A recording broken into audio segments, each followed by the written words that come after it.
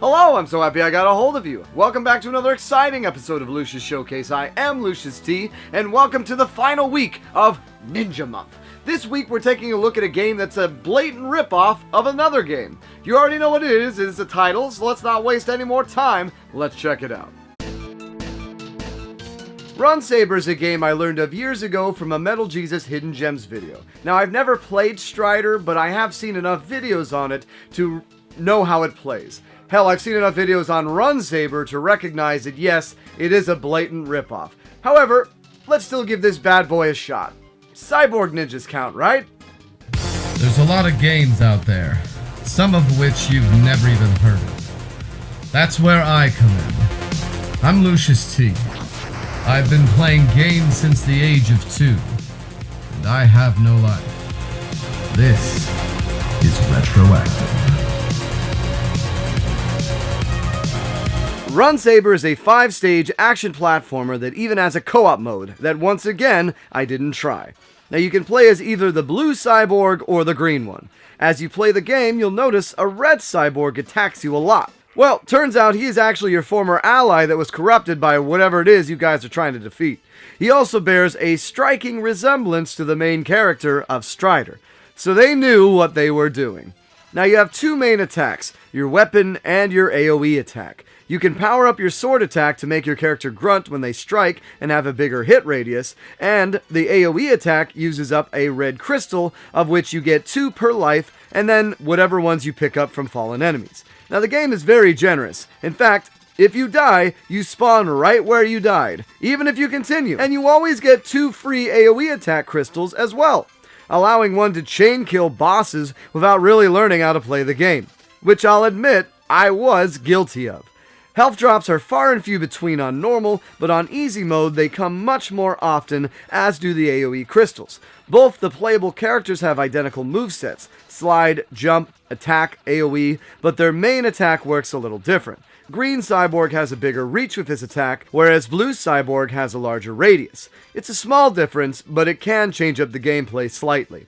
Since I played on easy and gave myself 5 lives per continue, beating the game wasn't too much of a struggle. It does have limited continues, but I was able to beat it on my 3rd or 4th go-around. Still, the levels had some amazing set-piece moments, like the rotating ship in Stage 1 and the robot chase sequence in Stage 4. It's a solid action game, and likely very fun with a friend. Time for some Lucious metrics. Game design. Missing impact. Striking enemies and being struck doesn't have any weight to it. Killing baddies with a laser sword should feel incredible, but here it doesn't. I can't quite place my finger on it. Maybe it's because the sound effects are spotty, sometimes a hit makes a sound, sometimes it doesn't, but it makes the combat feel forgettable, which is a shame. Playability. Enjoyable, but forgettable. Yes, I know, I went into the options and gave myself extra lives and dropped the difficulty, but the game really isn't fun enough to justify more of a struggle. It feels hollow and generic. Super cool still, but it's just missing a spark to make it a real classic. It plays very well, there is minimal death pit BS, and when there is, you spawn right where you died, even with the continues. It's set up like an arcade game, and it really feels like one. However, it's one that you play at that backwater pizza joint because you don't have a choice. Cost of entry. Overpriced. Copies go for around $70, which is just too much for this game. It's a great co-op game, I'm sure, but you can get stuff like Turtles in Time for less, and that game is infinitely better. Storytelling. Supplemental. I had to look up why the red cyborg kept coming back, only to find out that he was a former ally. There is no story in the game, it's all likely in the manual, which is fine, but would have helped to have a blurb or a cutscene showing his corruption, and if it did then, it was too subtle. Saber is the definition of a hidden gem. It's good enough to recommend a playthrough, but not good enough to be a must-have title. And due to its high price of entry, I can't recommend anybody picking this up unless they have a couch co-op buddy at the ready. Taking all this into account from the perspective of a binge-playing game finisher, I give this my Lucious T recommendation of backlog it. There you have it. That's it for this week, guys. Thank you for joining me.